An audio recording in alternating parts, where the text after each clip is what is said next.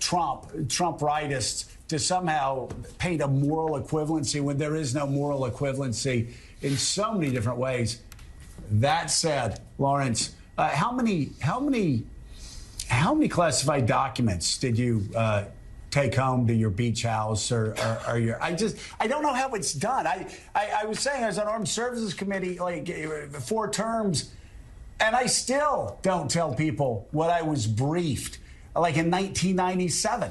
I just don't. It's just a culture, and that's why. So I guess how does this happen? I think that's why Dick Durbin was like, "Wait, what? What's going on?" I mean, what's your take on this? Well, you know, working on the Senate Finance Committee, I never saw a classified document, so I have no personal experience. All the classified documents I've seen are the ones in the picture at Donald Trump's home, okay? Those labels. But, you know, so there's a separate discussion here that I have been waiting to have, and I'm not going to start it now, and that is the overclassification. This is something that Senator Moynihan wrote a book about in the 1990s called Secrecy, that we just have, you know, trillions of documents now classified and way beyond the necessary level of this. But the reason I don't want to bring it up now, I want to get away from it, is I don't want to use that subject as the defense right now at this stage, because we don't know what's in these documents. And so one of the things that I think is going to be probably very dissatisfying about this in the long run of it, especially with the Biden investigation, if you assume that the Biden investigation is not going to turn into a court procedure, there's a very strong chance we will never know the contents of the documents that were classified, that were found. And it is possible for documents to be classified that we would all look at now and think, well, that's basically public information. Like, that's it's not a big deal.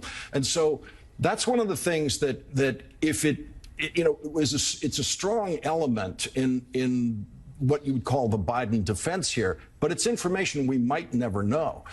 We probably will know a lot more about that in the Trump case, assuming there is some kind of court procedure and some kind of prosecution. But even there, they can bring these prosecutions without necessarily turning over every page of every document and showing us every single thing that they found.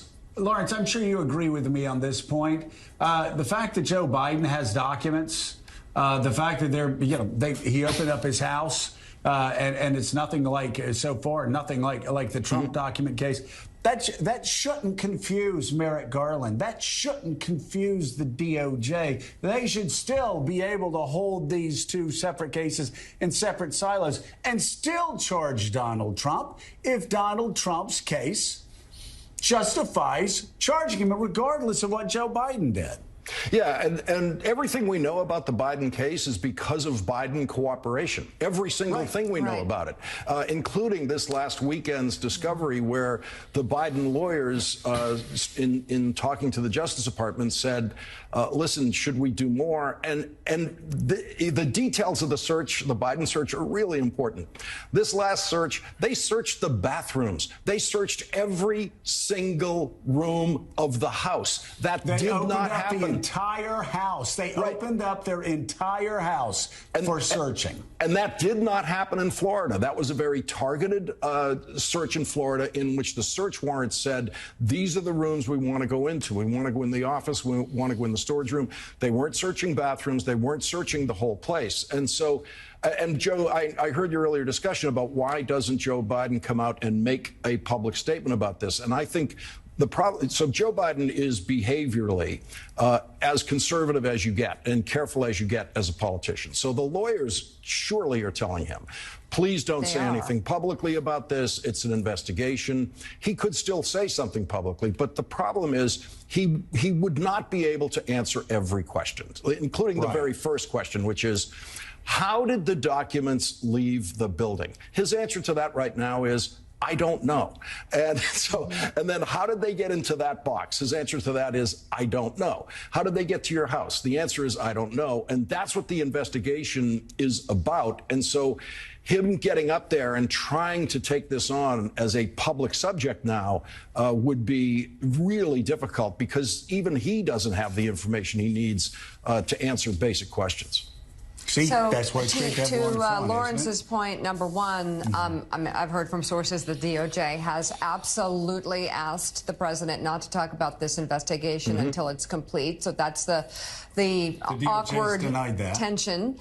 And secondly, he is president. He could say something. You're right.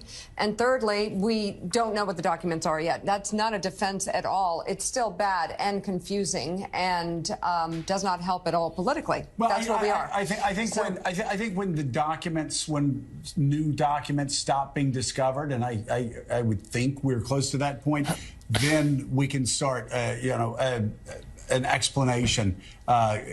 Maybe is appropriate then, and things can, a strategy can take shape for the White House. All right, let's get to our guest. Let's bring in Democratic Senator Elizabeth Warren.